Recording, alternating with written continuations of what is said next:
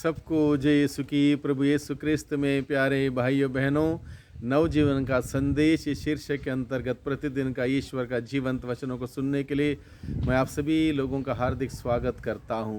प्रभु का वचन निरंतर हम सबों से बातें करता है और प्रभु का वचन बातों के साथ साथ हम सबों का जीवन का निर्माण करता है, प्रेरित करता है, निरंतर प्रभु के नज़दीक हमें बुलाता है। तो आज के दिन में हम प्रभु के वचनों को सुने। प्रभु का वचन हमें मिला है संत मार्कुस के द्वारा रचित सुसमाचार अध्याय 6 पद संख्या 30 से 34 के प्रसंग है। और इसमें लिखा है, प्रेरितों ने ईसा के पास लौट कर उन्हें बताया कि हम लोगों ने क्या क्या किया और क्या क्या सीख लाया है। और यह प्रसंग उस वक्त का है जब प्रभु यीशु मसीह ने अपने शिष्यों को चुना और दो दो करके अलग अलग गांवों में अधिकार देते हुए चंगाई देने के लिए, अवधूत ग्रस्त लोगों को छुटकारा देने के लिए ऐसा अधिकार देते हुए जब भेजा दो दो करके, और वे दो दो करके गए, प्रभु के निर्देश के अनुसार, आदेश के अनुसार उन्होंने कार्य किया। और जब उन्होंने कार्य किया, उनको अच्छा लगा कि अवधूत निकलते हुए, बंधन खुलते हुए, जीवन आते हुए, लोगों का निर्माण होते हुए जब उन्होंने देखा, अनुभव किया, वो आनंद से भर गए। और जब वापस आए तो वो अपने अनुभव को प्रभु के साथ बांटना चाहते थे, एक दूसरे के साथ बांटना चाहते थे। प्रभु ने कहा, ठीक है, हम सबसे पहले विश्राम करने के लिए जाएं। इसलिए प्रभु ने उन सभी लोगों को एक निमंत्रण देते हुए कहा, तुम लोग अकेले ही मेरे साथ निर्जन स्थान चले आओ और थोड़ा विश्राम कर लो। अब ये इनविटेशन है प्रभु यीशु मसीह का, व्यक्तिगत इनविटेशन है, व्यक्तिगत invitation, individual invitation to everyone. अकेले ही मेरे साथ, अकेले ही मेरे साथ निर्जन स्थान चले आओ और थोड़ा विश्राम कर लो।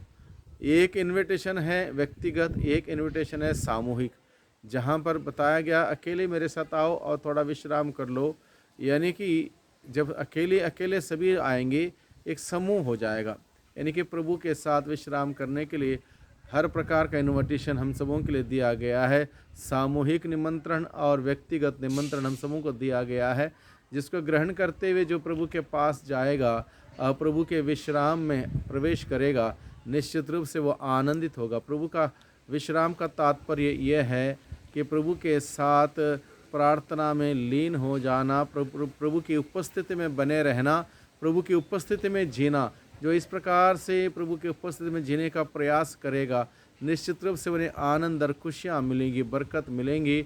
इसलिए प्रभु हम सबों को यह निमंत्रण देता है, तुम लोग अकेले ही मेरे साथ निर्जन स्थान चले आओ और थोड़ा विश्राम कर लो। जहाँ कोई भी नहीं है, ऐसा स्थान पर चले आओ और थोड़ा विश्राम कर लो। विश्राम यानी कि एक प्रकार का रिचार्ज करने का समय है, आध्यात्मिक रूप से नवीनीकरण का समय है, अपने आप को तरोताज करने का समय है। इसलिए प्रभु हमें बुलाता है रिचार्ज करने के लिए। इसलिए प्रभु ने कहा विश्राम कर लो। और प्रभु के शिष्य प्रभु के पास वो जाते हैं इंडिविजुअली, अकेले ही, सामूहिक रूप से प्रभु के पास जाके प्रभु की उपस्थिति में रहने के लिए, जीने के लिए, प्रभु में विश्राम करने के लिए और प्रभु की आशीषों को पाने के लिए प्रभु के शिष्य प्रभु के पास जाते हैं। क्योंकि इतने लोग आया जाया करते थे कि उन्हें भोजन करने की भी फुर्सत नहीं रहती थी। इसलिए वे नाव पर चढ़कर अकेले ही निर्जन स्थान की ओर चल दिए। और दूसरा कारण प्रभु का ये था कि प्रभु ने अपने शिष्यों से कहा, तुम लोग अकेले ही मेरे साथ निर्जन स्थान आके विश्राम कर लो। क्योंकि लोग इतनी बड़ी भीड़ में आया जाया करते थे, इतना टाइम नहीं हुआ करता था, भोजन करने की भी फुर्सत नहीं होती थी। इसलिए प्रभु ने उनसे कहा कि तुम लोग निर्जन स्थान चले, जहाँ कोई लोग नहीं आ सकते हैं, ऐसे स्थान चले। यानी कि जहाँ लोग नहीं आ सकते, ऐसा स्थान कौन सा है?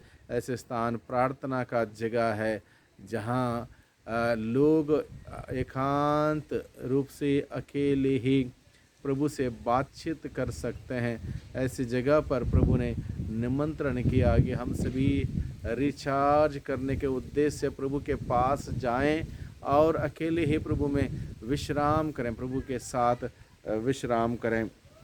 जब ऐसा हुआ तो इतने लोग आया जाया करते थे कि उन्हें भोजन करने की फुर्सत नहीं रहती थी। इसलिए वे नाव पर चढ़कर अकेले निर्जन स्थान की ओर चल दिए और उन्हें जाते देखकर बहुत से लोग समझ गए कि वे कहाँ जा रहे हैं। वे नगर नगर से निकलकर पैदल ही दौड़ पड़े और उनसे पहले वहाँ पहुँच गए। जब लोगों ने देखा कि यीशु जा रहे हैं और सभी लोग प्रभु के पीछे शॉर्टकट लेते हुए अलग अलग रास्तों से उनसे पहले ही दौड़ पड़े और वहाँ पर प्रभु के इंतज़ार करने लगे। यानी कि हम समझ सकते हैं प्रभु के सानिध्य में आना, प्रभु के सानिध्य में रहना, प्रभु के सानिध्य में जीवन बिताना लोगों के लिए कितना आनंद का विषय था, कितनी खुशहाली का एक माहौल और मौसम था, हम समझ सकते हैं। वही प्रभु हम सबों को निमंत्रण देता है कि प्रभु के उस खुशहाली में, आनंद के उस माहौल में, मौसम में हम प्रवेश करें और प्रभु में हम सभी आनंद मनाएं। इसलिए आज के दिन में जब हम सभी प्रभु के इस वचनों को सुन रहे हैं, प्रभु से हम प्रार्थना करें कि प्रभु मुझे अपने वचनों के द्वारा मेरा निर्माण कर, मुझे तैयार कर, मुझे सिखा, मुझे बता, ताकि प्रभु जो कुछ भी आपकी दृष्टि में उचित है उन कार्यों को हम करते हुए आपकी दृष्टि में निरंतर आगे बढ़ें, आपके दृष्टि में जो उचित है उसी कार्यों को करें और आपके नाम की जय जयकार प्रशंसा गान करते रहें। दुआ करते हैं उद्धारकर्ता यीशु मसीह के नाम से, आमीन।